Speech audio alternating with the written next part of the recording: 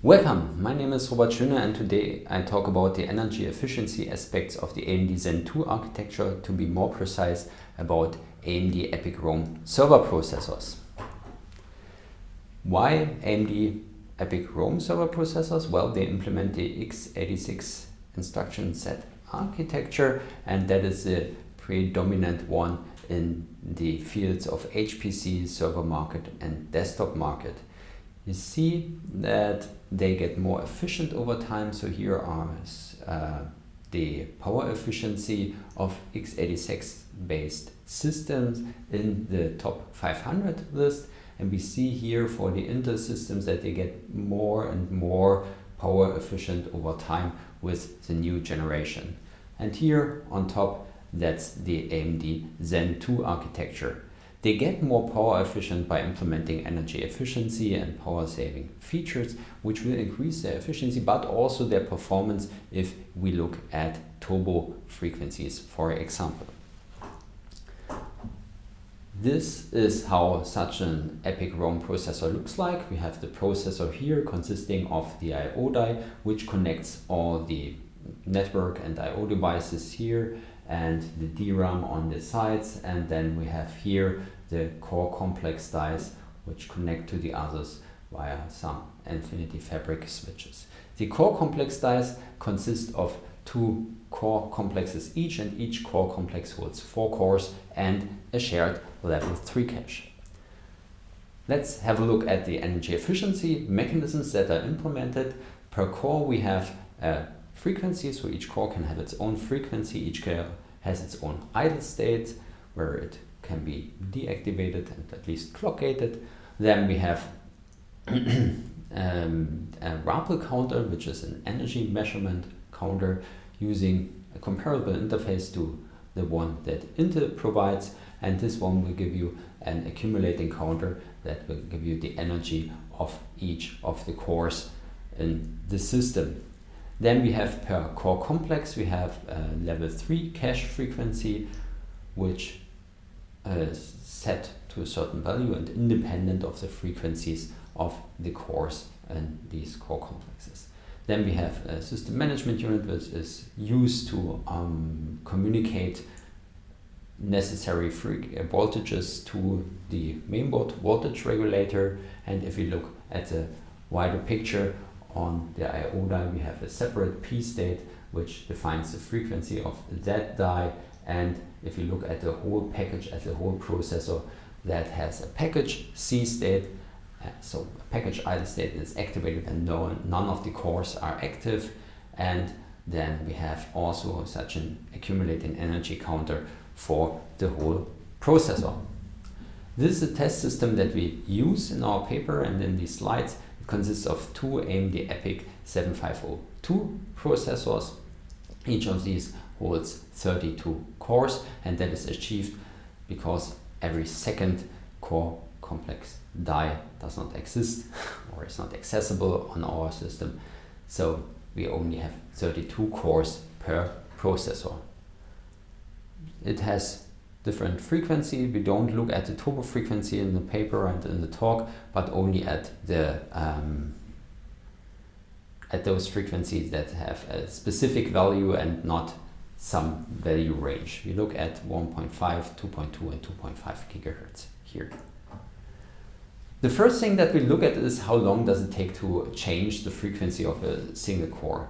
Why is that important? Well, let's assume you want to increase the energy efficiency of a program, and you divide that program into different phases, and you say, well, there are some phases that need a lower frequency, some phases need a higher frequency, and in the end it will be more efficient. The question is, how will be the resolution of the phases? What timescales can you achieve there? And there it is important that to know the timescales for a single frequency change. And therefore, let's check how long it will take. We do that with a methodology that we already used before. We measure a couple of times, set a frequency, wait until the frequency is reached, measure the time again, and make sure that we're really on that frequency, and then we report the time. Do it a couple of thousand times, and then we get such a distribution here. And well, what could you read from that? So the values are between 360 and 1360 microseconds, and that means that's somewhere in that range. That's where you get your frequency change when switching from 2.2 to 1.5 gigahertz, for example. And that is not an exact value that you would want to have. But that pattern we've seen already before in a previous publication, and that says, well, the fastest you can get is these 360 microseconds, so that's the actual transition time. That's how long it will take to change from 2.2 to 1.5 gigahertz. And on top of that, you have such window and such an interval. And the SMU will, within that interval of 1 millisecond from here to here, just check whether a new value has been written to the register. So you write it to the operating system, or write it to a register, and then the SMU pulls it every 1 millisecond. And depending on when you will arrive to that polling of the SMU, you will either be just in time, so that it will get polled at the next cycle, or you'll have to wait for the next opportunity, so when that update window is finished. And that update window, that opportunity window interval is 1 millisecond on AMD. It's 500 microseconds on Intel, so Intel is much faster. And then you have the actual switching time of more than 300 microseconds compared to less than 100 microseconds on Intel. So it's not as fast as an Intel. Then we said that we have cores which can have their own frequency, and now we'll have a look on how that will work out and how that will change. So we have here one core that we measure the frequency, and we set a certain frequency for that core where we measure the frequency with, and then we have the frequency of the other cores. And if we run this one where we measure it at 2.5 gigahertz, well, then everything's okay. There's no influence from the other core. If you run it at 2.2 gigahertz, then you see that if the other cores run at 2.5 gigahertz, this one will be clocked down. So this one already has a lower frequency than this one, and it will have its performance even more reduced. So adding a core with a higher frequency will reduce this core's frequency. This is also visible when you run this at 1.5 gigahertz, but not that much. So here it was only clocked down by 33 megahertz and like 70 megahertz. So that's not that much of a difference. But here it is. So adding a core with a higher frequency can reduce the performance of a core that runs on lower frequency. But adding a core at a higher frequency will also increase the level 3 frequency, because now you have a core with a high frequency, and the level 3 cache frequency will run with the highest frequencies of all the cores within the CCX. So this one will reduce the performance because the frequency of this core here is reduced, but it will also increase performance because the latency to the level 3 cache will be decreased, and therefore the throughput of the core will be much higher.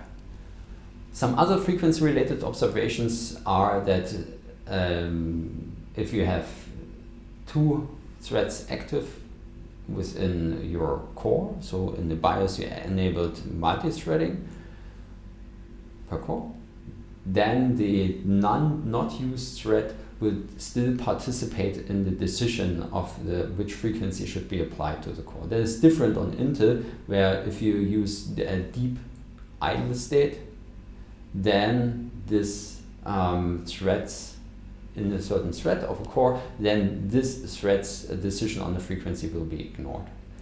On another scale, if you use high demanding workload, for example Firestarter as in this picture, then it can happen that the nominal frequency is not reached. Here, if you do not use simultaneous multi-threading, so if you do not use 2 threads per core, then you'll have the frequency reduced from 2.5 to 2.1 gigahertz, and if you use both threads, then it's reduced even further with Firestarter.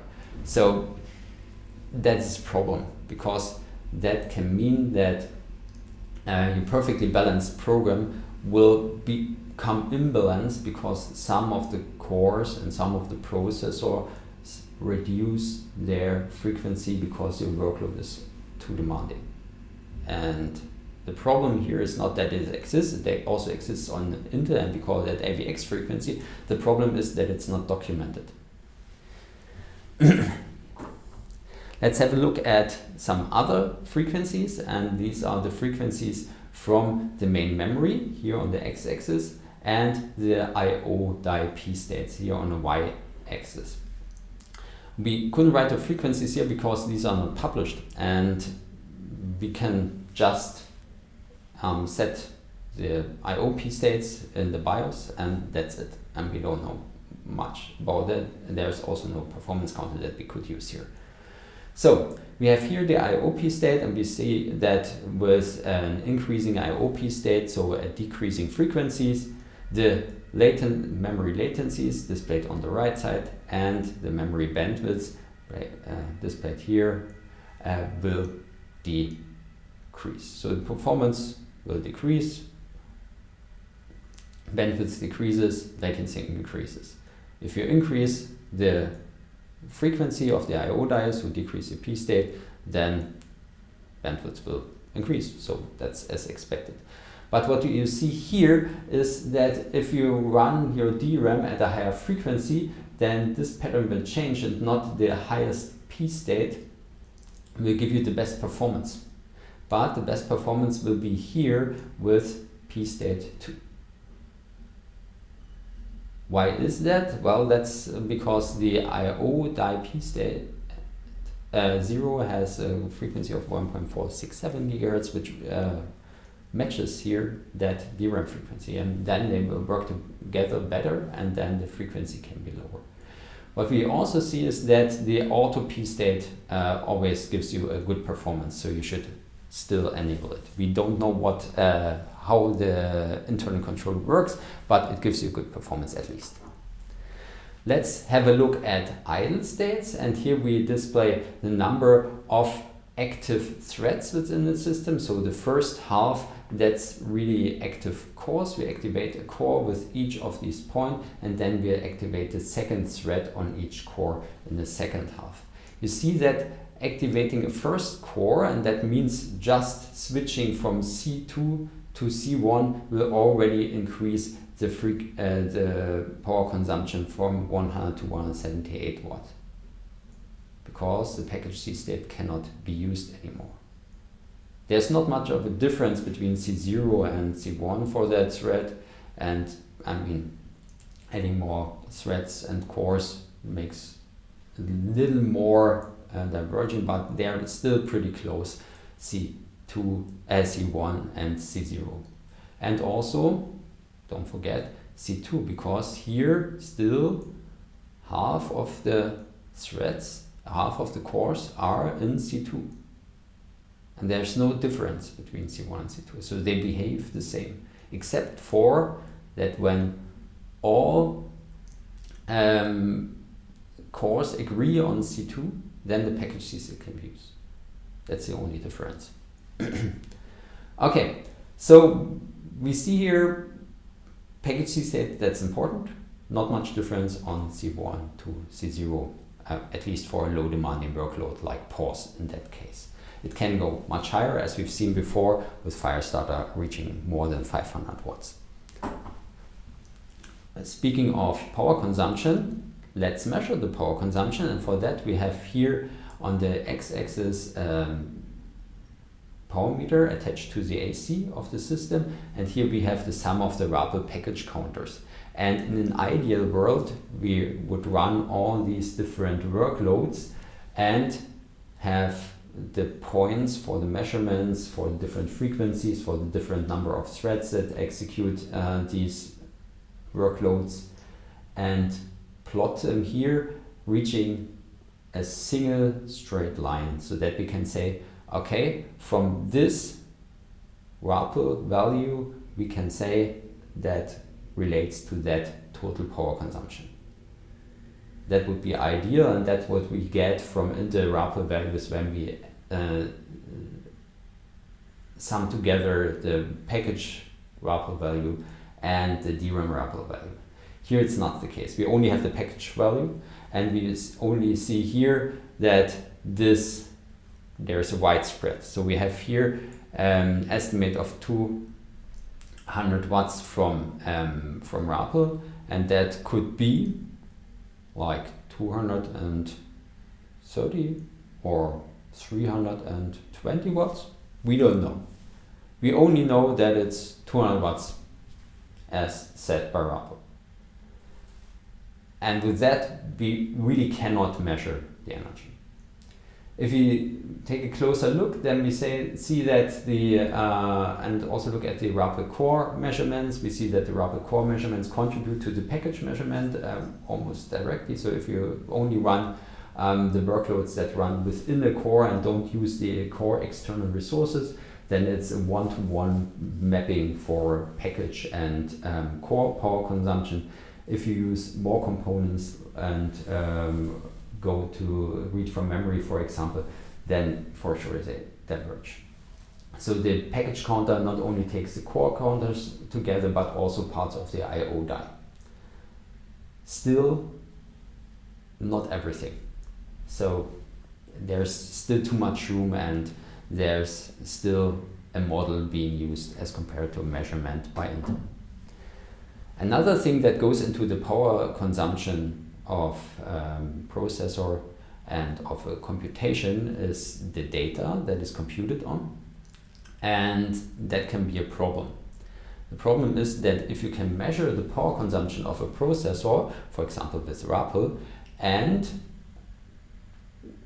know the workload that is being executed, you can then derive from the measurement which data has been used on that workload, and there has been presented an side channel attack, and they measured a RAPL on desktop processors for that. Here in our test we use an XOR, and we have different operand weights, and here you see for the AC measurement that the more bits that are set within that XOR operation, the higher the power consumption gets. And we have 1,000 measurements. We have here a distribution on how high these measurements are, and you see here that with increased number of bits being set, we have the additional number, so the additional power consumption. If we look at the RAPL core power, and since we're only we only use core internal resources, that also reflects RAPL package power. You see here it's not that distinguishable. With a lot of statistics and a lot of measurement, you could say this distribution is different for blue and green here. It's also different for orange, but there's not that clear distinguishable thing. It's also only difference by like 2%, and there are measurements for each of these in all the range. So obviously data is not directly reflected in that measurement, but probably only by side effects. So the higher power consumption due to different data will increase the temperature, which will then go back into the model. So that's why they could be different here. And yeah, so data is also not reflected in the RAPL power measurement. Let's sum it up. We have seen that the AMD EPYC Rome processors implement numerous power saving and energy monitoring mechanisms for improved energy efficiency. We've seen that idling thread should be set to a low frequency to not influence the frequency of the core and of the active threads. We've seen that mixed frequency have performance-related side effects within one core complex. We've seen that demanding workload can lead to a situation where the nominal frequency isn't reached anymore. I/O die P states and memory frequencies should match to reach a low memory latency. And we have taken a look at the RAPL power consumption, and we've seen that it's a model like in Sandy Bridge Intel processors, for example, where this was also a model, and they are really not accurate. Also, they miss the DRAM domain for rapid power measurement. All the data that is presented in the paper and in this talk is available on GitHub, and I thank you for listening. I thank my co-authors for co-authoring the paper, and now I have time for questions.